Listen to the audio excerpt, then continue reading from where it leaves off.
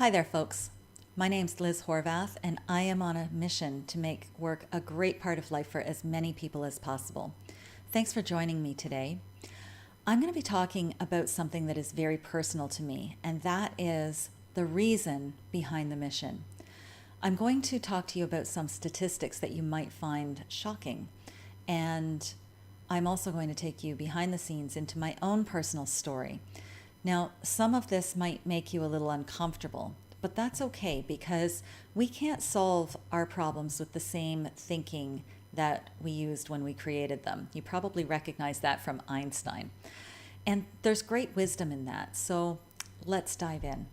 I started this business in 2013, and I knew at the time that I was going to be focused on the effects of chronic stress on our ability to work and on our ability to live a great life. I didn't really know at the time just how relevant this was going to be for my own life and how my own experience was going to play into this, my personal experience, but I'll come back to that. So here's the thing. In 2011, the UN High Level Commission had a meeting in New York City. And it was only the second time that they had met over a health issue. The first time was AIDS, so that tells you just how important this health issue was. And what they said was that in 2008, it was found that of 57 million deaths worldwide, an estimated 36 million of them were from non-communicable diseases, or NCDs. The four main diseases that were responsible for these deaths were cancers, cardiovascular disease, respiratory disease, and diabetes. And all of these diseases have modifiable risk factors, meaning they're related to lifestyle factors that we can actually make changes to either prevent them or at least reduce the risk and reduce the harmful outcomes. Now, 9 million of those deaths are occurring before the age of 60. And of those 9 million, 80% are in developing countries. Now, this isn't just a problem of developing countries, this is also a problem of developed countries too. Here in Canada, the Public Health Agency reported in 2017 that nearly 1 million Canadians aged 20 and over have two or more of the major chronic diseases. And this is a real problem, you see, because these are working age people. These are workers in your workplace. What the UN High Level Commission also said was that in addition to the deaths that it's causing, these diseases are causing very high levels of sickness and disability. And these diseases are impacting the ability of countries to meet their economic goals and to meet the agreements that they've come to. There's strain on the healthcare systems, there's strain on economies, there's strain on workplaces. There's a huge cost to this, both societal and economic. And the problem is that these diseases are increasing at alarming rates. So this really got my attention. And as an occupational health and safety professional, I've seen this both in the workplace and, in my personal life with family and friends and even with my own health. And it's played out over and over again. Now, the Commission, the UN, part of what they called upon was to promote healthy workplaces. They said that we need to promote an environment in workplaces where through occupational health and safety, wellness programs, and health insurance plans, where workers are enabled and empowered to live a healthy and safe life by being able to address those modifiable risk factors. So yes, they are calling upon governments, but they're also calling upon employers to do something. So here's the thing. Whenever I have been dealing with occupational health and safety, and trying to improve things in the workplace, we always had to deal with the people issues first. And usually what I found was that there were always high levels of chronic stress in a workplace where maybe the health and safety wasn't moving in the direction that they wanted it to, or they had high levels of accidents, or they were having production problems, or they were having high levels of interpersonal conflict. They always had these very high levels of chronic stress. So getting down to the root of that was part of what we needed to do in order to make improvements in every other area. But what really struck me over the years was the high levels of chronic diseases among the workers and the impact that those diseases were having on their ability to concentrate, their ability to focus, their ability to do great work, and even on their risk of injury. So when I came across this UN high-level commission meeting and read these statistics, it floored me. And, as many of you know, part of what I've done in the past, in my last job, working with CSA Group, I had the tremendous opportunity to be the project manager for the development of the National Standard of Canada on psychological health and safety in the workplace. A tremendous opportunity. And, even looking at the statistics of mental illness among Canadians and mental illness throughout the world, and seeing that, 1/4 of people are suffering from mental illness. And the Mental Health Commission is saying that young people are at even higher risk, and that they're estimating that by the time our young people are aged 40, that half of them are going to be suffering from mental illness. So where does this all come together? The common thread here that I see is chronic stress. And that chronic stress is accumulation of stress outside the workplace as well as stress inside the workplace. We know that the workplace is the main cause of stress for many people. I mean, Gallup in 2010 did a poll, a worldwide poll, that they say represented 98% of the world's population. And they found that there were 5 main dimensions of wellness, of well-being. And career was one of those. Financial was another. Social, I can't remember all of them off the top of my head right now, but career was one of them. And what they said was career actually impacted all the others, and it was the most impactful. So we know that the workplace plays a huge role in the well-being of a person. We know that the well-being of a person plays a huge role in their ability to live a great life, to meet their own personal aspirations and goals, and also to enjoy their work and be able to bring their best selves to work. And so this brings me to my own personal story. Now, this is a little bit embarrassing because as a health and safety professional, I was not expecting this to happen. But in hindsight, I'm able to look back and see all the risk factors that led up to it. And the reason that I'm telling you this is that I want to be able to help people not go through what I went through. So back to 2013. Now, 2013, I launched the business. I had one really amazing contract where I was working on putting a whole management system together for a client. I was also putting myself out there and trying to get work with respect to dealing with chronic stress in the workplace. But things weren't happening. So I got down on my knees and prayed. Now, those of you who know me have heard this story, and you know that I believe in God and I do pray. If you don't believe in God, that's up to you. But this is part of my story, and it's important to the story. So I'm down on my knees praying, and I often keep a journal beside me when I'm praying to write down any insights that I had and anything that I might have heard. And yeah, I do hear things. Now, this particular day, I was deep in prayer, and I was praying, what am I doing wrong? Am I going down the wrong path? Am I getting the message wrong? What is it? Is it just not the right timing? What is it? What do I need to do? And I very clearly heard, I'm taking your left breast. Now, I didn't really think anything of it at the time. In fact, I said, what's that got to do with anything? Well, I did write it down among the other things that kind of came to me during that very deep prayer. But I didn't think anything more of it. I put the journal aside and I went back to work. Now, 6 weeks later, I was going down the stairs and I had this searing pain, and it stopped me dead in my tracks. And I knew I needed to get to the doctor.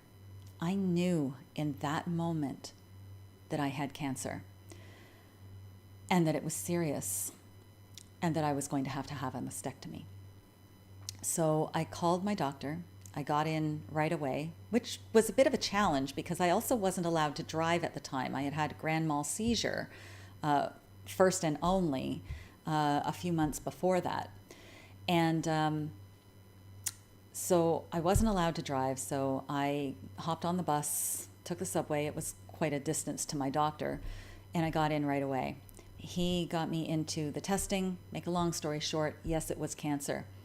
Now, there I am sitting in the surgeon's office about a week and a half later, and he's going over my options and said to me, well, you know, it's in a good spot.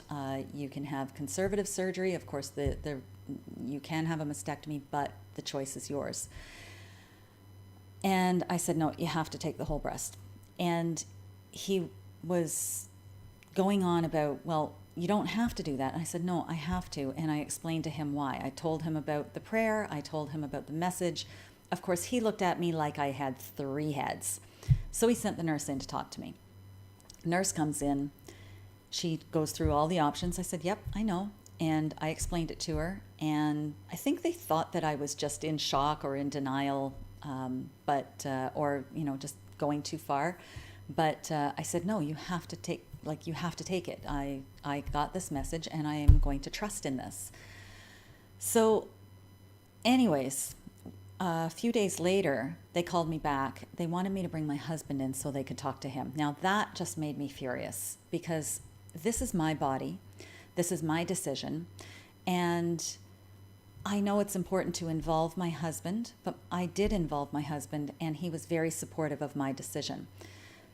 Now, we did go in, they talked to him, and he said, you know, she's made her decision and I support her. So there we go ahead with it. I had the mastectomy, and about a week and a half or 2 weeks later, the surgeon calls me. Now, he was on paternity leave. His wife had just had a baby. And he called me and said, I needed to call you. I just finished reading your pathology results and I needed to call you. I didn't want to wait until I got back to the office. He said, I wanted to let you know that it's a really good thing that you followed your intuition, because what we found was that, first of all, the tumor was twice as big as what we thought it was. Second of all, there was another tumor behind it that we didn't see, and the tumor that was behind it was smaller, but it's highly aggressive. And of the 6 lymph nodes that we took out, 4 of them showed cancer. So what he said was, if I hadn't have followed my intuition, that message that I had received, that they may have missed it and I could end up dead very quickly. So that was, the reason that I'm telling you this is that we tend not to take the time in our busy lives to step back and to get in touch with our inner selves to find out what's going on. I've heard some people say to me, oh, you must be very in touch with your body. Well, if I had really been in touch with my body, I would have discovered that cancer sooner. You see, I had that tumor for 2 years at that point. Now, I had found it, and I had gone to the doctor, and I did go for mastectomy, and I had an ultrasound. But they came back and said, it's nothing, we can't find anything. It's probably just a cyst. If it comes back, go back to the doctor. If I had believed that it was just a cyst, I might have put it off. I mean, I knew it was there. I put it off. But I got this message that was like, this is urgent. You need to deal with this now. And that message saved my life. Now, what does this have to do with the UN High Level Commission and my mission behind this? Well, I've told you the stats. Cancers are one of those chronic non-communicable diseases that are killing people and causing a lot of sickness and disability. When I look back through my life, I can see those modifiable risk factors that led up to that. And I'm an occupational health and safety professional, so this is actually really embarrassing for me to share with you. But here's the thing. I was under a lot of stress at home. I mean, for many years, I was a single mom raising a child who had a life-threatening illness with no child support. That was tough enough. Later on, I did meet the man of my dreams and I got married, and thank heaven he's been a rock in my life. He's been absolutely wonderful. But, for the first 17 years, it was me and her. And in 2005, we did a kidney transplant. I gave her my kidney. Thank God it went well. I mean, she is doing so wonderfully and now has two beautiful children who are my grandchildren. And that's a miracle in itself. In 2008, I was hit by a truck in my car, and that caused a permanent back injury. That permanent back injury has caused a lot of chronic pain. That chronic pain added to the stress that my body was under. Now, between financial stress in my life, personal stress, and then the fact on top of it that I am a type A personality who really aspires to do my best work. I mean, I was raised from the time I was a little girl that you're a Saturday's child, you're going to work hard for a living, anything worth doing is worth doing well, you can do anything you put your mind to. If you fall down, you get back up, dust yourself off, and get back on that horse. So after everything that I had been through in life and, raising my daughter, putting myself through university, getting a good job where I had good benefits and a great career where I could really make an impact in the world, I also believed that I was really strong and that I could take anything, and that as long as I was focused on getting done what I needed to get done, I'd be okay. Fact is that even though I was trying to eat healthy, I wasn't always eating healthy. I was an ex-smoker for 18 years. I quit, I think it was in 2008. Yes, February 2008. I also, no, it was before 2008. Sorry, it was February 2002. I also, I drank alcohol. I didn't exercise as much as I used to. There were there were modifiable life factors that were there. And like I said, I'm an occupational health and safety professional. None of us are perfect, but it's really important to do these important self-assessments to see where we're at. And the other thing is that the warning signs were there. I was overworking. I was, I was putting my all into my work, and I was bringing work home with me, and I was losing my sense of humor as much as I was losing my hair. And, those warning signs were all there. I would talk to my boss about my workload, and it wasn't really until I came back and said, apparently my blood work is showing that I am going down the road of burnout and I need to slow down. Now, my boss at the time was really fantastic, and he said, absolutely, took some of my workload off of me, and I had to go down to 2 days a week. Now, going through that, I can tell you, is really difficult, because when you're going through burnout, and even with the accommodation, it's it's very hard, especially for someone like me. And if you are a type A personality and or the kind of person who really cares about the work or who really cares about your coworkers, you'll understand this. I had a tremendous amount of guilt. I already knew that my coworkers were overloaded to begin with, and now they were being more overloaded with my stuff that I couldn't do. So that added to the amount of stress that I was actually under. And I ended up going back to work sooner than I should have. I wasn't fully recovered. So fast forward, the diagnosis happens. I am now forced to take better care of myself. I'm forced to go into this treatment. And, part of the problem too was that by that point, I had already started the business. I needed to get the work done, so I continued to finish that project while I was going through treatment. And then I just went, ugh, and literally needed to take a year off to just rest.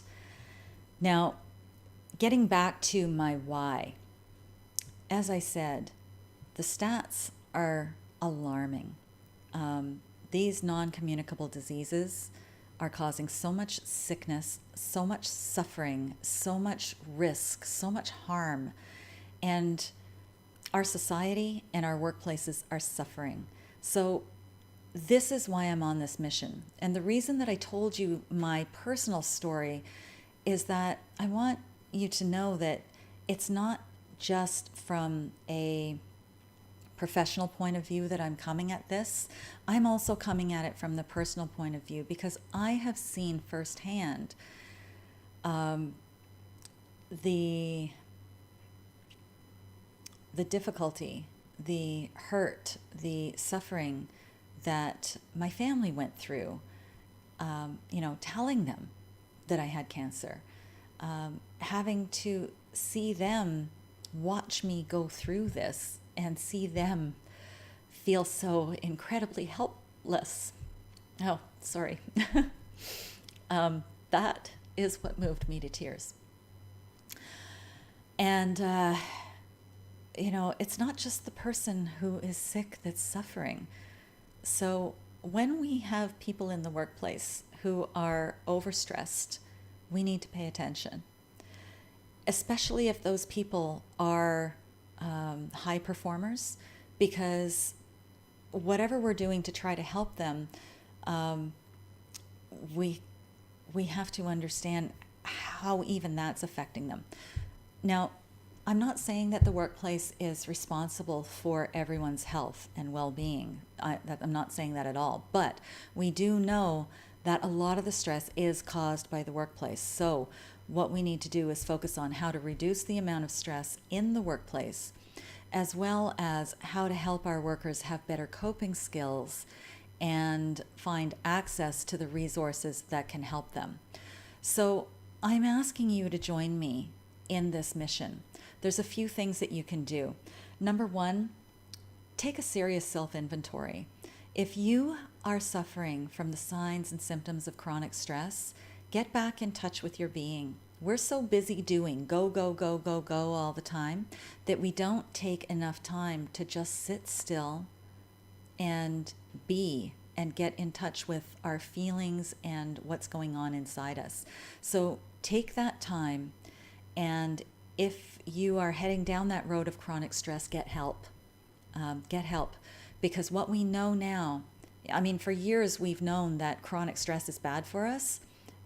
Intuitively, we've known that.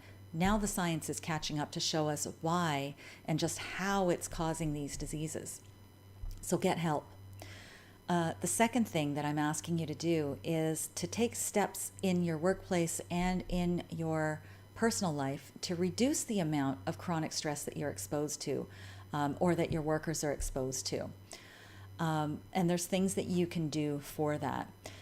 Number 3 is do what you can to improve your coping skills. A lot of us are reverting to unhealthy coping skills or avoidant coping skills. there's things that we can do to actually improve our coping skills that will improve our resilience as well and help us to get through the normal stresses of life, but also help us to be able to deal with those kind of excess stresses. And with the amount of chronic disease out there, believe me, there's a lot of excess stress going on. The fourth thing that I'm asking you to do, and this is specifically for people who are in leadership positions, whether you have been in a leadership position for years or whether you're just starting out, and especially if you're just starting out, this is so important. Because if you're young, when we're young, we don't think this is ever going to happen to us. We think that we're indestructible. We think that we've got the world, and it's just really not true. I mean, we are human beings. We are vulnerable. We have to know where our vulnerabilities are in order to be able to build up our strengths, to be able to deal with those vulnerabilities. So if you are in a leadership position, then I strongly urge you to take a self-assessment to figure out where you are with your own level of well-being, because your level of well-being affects your ability to lead well. It affects your ability to communicate. It affects your ability to resolve interpersonal conflicts among your employees. It affects your ability to make good leadership decisions. And it's going to affect your results. The other thing that I'm asking you to do then is to take the steps that you need to take to improve your leadership skills so that you can lead in a way that is physically and psychologically healthy and safe for yourself and for the people that you lead. You're going to see tremendous improvement in your results by doing that. Now, I'm inviting you to join me on this mission to make work a great part of life, because work is really only a part of life, but it is such an important part. So if you're not living the life that you dream, if you're not enjoying your life, if you're not having the energy to enjoy time with the people that you love, if you're not getting up in the morning and loving going to work, or at least looking forward to going to work, then you may need help in this area. I invite you to sign up for my newsletter. I often send out information about tips and upcoming events and news. Also, subscribe to my YouTube channel. I will be coming back with more videos. Not all of them are going to be this long. Some of them are very short. Some of them are mid-range.